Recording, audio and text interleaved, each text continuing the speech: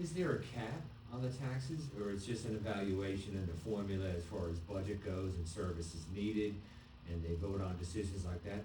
Is there an actual cap that would stop the rise of taxes and how much it could go up every year? Is there any kind of cap? So my understanding is there is a cap at the state level. Remember, our taxes are comprised of two different buckets. One bucket is the school taxes. The township committee really has no effect per se on that. They can get involved a little bit with it, but that's pretty much up to our school system.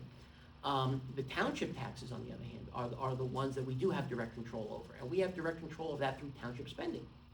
And our spending is really interesting. If you look at the budgets, our budgets are available on the Hampton Township website. They're kind of buried and kind of hard to find.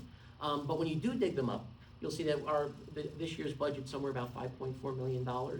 We spend over $2 million of that just on employee salaries and for our staff, rather than using shared services a little bit more.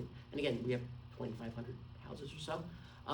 Another big portion of our budget involves around garbage collection, about $740,000 or so. Don't quote me on that one. But those are two absolutely huge items out of our $5.4 million budget. A lot of the other stuff perhaps could be better spent. I don't think there's an opportunity where we actually do have a surplus. We have had a surplus for several years.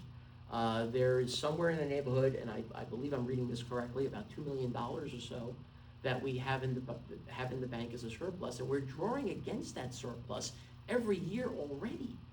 So we're not really operating out of a truly balanced budget. We're subsidizing our budget from our savings.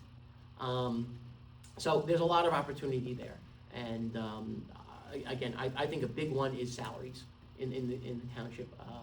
I think that we can leverage some services from our neighboring towns who have offered this to us in the past to, rather than build a bigger government ourselves, let's go ahead and share our services with another town which may have 20 or 25,000 people that has a little extra capacity.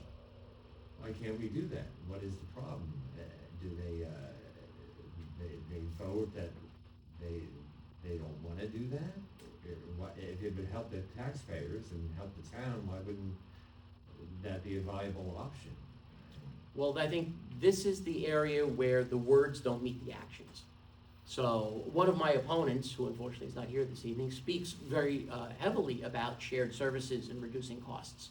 But as I said, when the time comes to actually do that, they tend to build a bigger government, as an example, with the zoning officer. There's plenty of opportunity, I believe, to actually reduce costs by using these shared services, which will actually affect people's taxes that they're paying.